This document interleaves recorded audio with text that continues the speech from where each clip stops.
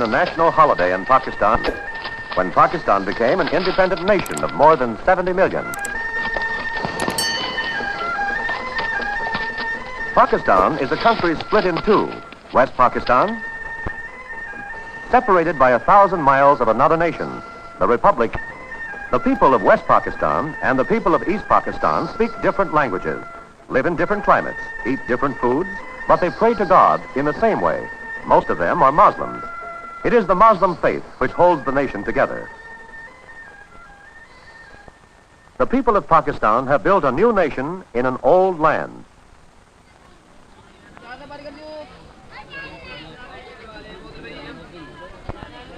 Most of them do their work in simple ways, using simple tools, or no tools at all, whether craftsmen, housewives, or farmers. Many people must make a living with their bare hands. Let us first visit the people of East Pakistan. They live in a wet and rainy land, a land of rivers and canals, in a delta of two of the world's great rivers, the Ganges and the Brahmaputra. The rivers and canals are alive with traffic. They are important highways in East Pakistan.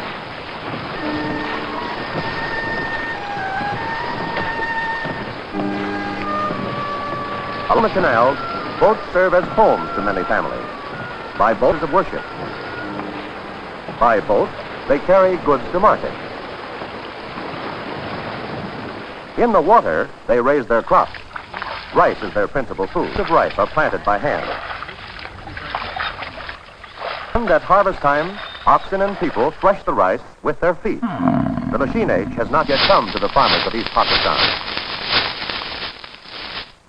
Out of the water, the people of East Pakistan get their most important cash crop, jute. These tall plants are jute plants. Burlap and gunny sacks are made of jute. Harvesting is done by divers as we see it here. It is very hard and slow work indeed. The jute is planted in fields before the summer flood. It grows faster than the water rises. At harvest time, it stands several feet above the water. The valuable jute fiber is found inside the bark. One by one, the stalks are cut open, the bark peeled off, and the fiber taken out. Men wash the fibers in the stream and hang them out to dry. Much of the East Pakistani economy depends on the jute fiber. It is this kind of trade that helps support Dhaka, the largest city and capital of East Pakistan. 1,000 miles west from rainy, wet East Pakistan lies West Pakistan. One part of West Pakistan is called the Punjab. This means the land of 5 rivers, rivers which give life to this hot and dry region. In order to grow crops, people must take the water from the rivers or from wells. In some places, and at some times, the farmers use water wheels to raise the water to higher levels. Here again, all the irrigation work, farm work, is done in a simple way and these.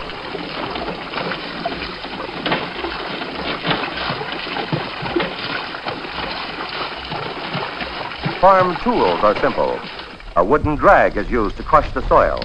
Seedlings are planted by hand. Where water is scarce, grass is hard to get. It is cut by hand and carried to the feeding places in the villages. Once a week, or more often, farmers go to trading villages to buy and sell. There they buy what they don't produce themselves. Small craftsmen work in the villages, like this basket weaver. Here works the village shoemaker and the blacksmith who makes simple tools and shoes the farmers' horses.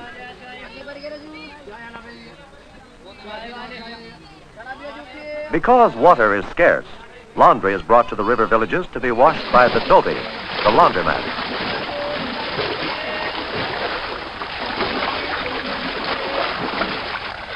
People may travel from the villages to the city by traditional ox carts. Some of the carts have wooden wheels, others automobile tires. In some places, the people may travel by bus, and sometimes by train, though this is less common. The most important city of this region is called Lahore. an ancient trading center once surrounded by thick walls, guarded by mighty gates. Today, the city has grown beyond the ancient gates.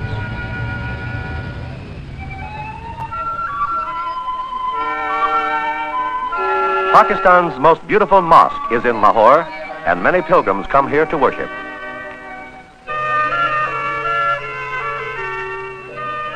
South and west of the Punjab lies an even drier region of West Pakistan, crossed by the great Indus River, which gave the whole subcontinent its name.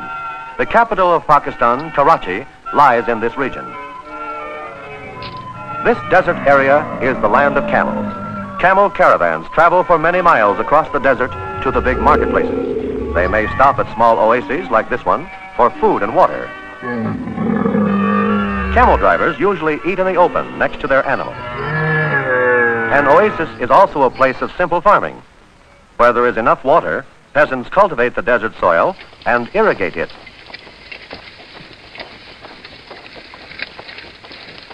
Some farmers in the oasis raise livestock for the city market.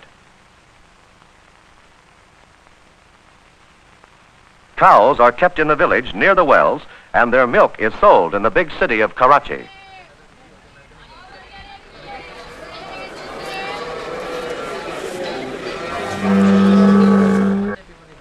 People often travel by boat down the Indus River or by bus across the desert in search of work in the capital.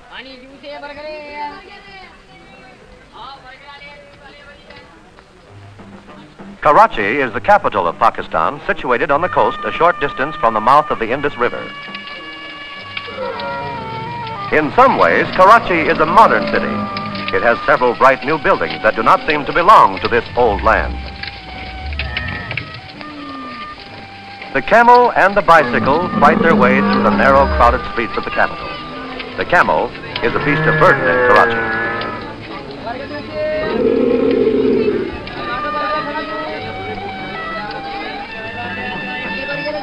In this desert region, wood is scarce. Railroads bring it from remote mountain provinces to cook the food of the city people. Wood is very expensive in Karachi.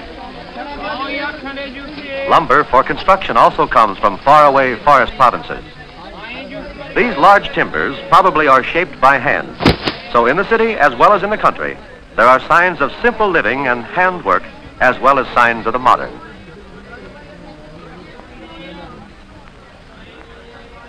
These are bales of cotton. Cotton is the most important cash crop of West Pakistan. It grows in irrigated fields of the Punjab and along the Indus River. Karachi is the gateway to West Pakistan. Goods from all over the world pass through its busy harbor, and Pakistan's exports pass through it to other countries. Small ships bring bamboo from Malaya and India.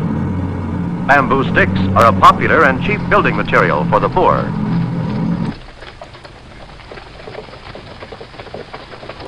Bananas also may come from India. They are usually sold in the open market near the harbor by auctioneers. Auctioneers also sell sugarcane to small tradesmen. Merchants bid for each bundle of cane, and the highest bidder gets it.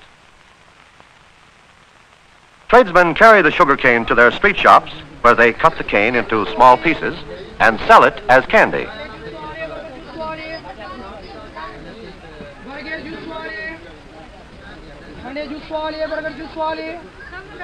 The marketplace is the center of life in the city. Oranges are sold in the marketplace, and so are chickens and pigeons for food.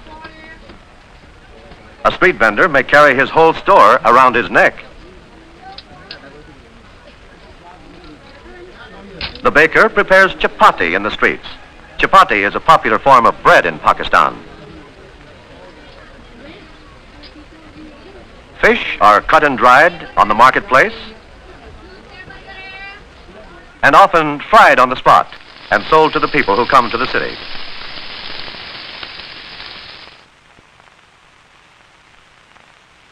In the city, as well as in the village, work is often done by simple means. Everywhere, people do much of the work by hand. But Pakistan is changing. Here, a building is being erected that may house a modern factory, although the work is done by methods thousands of years old. Cement is carried to the roof over a living stairway. From hand to hand go the baskets filled with cement to carriers on the top floor.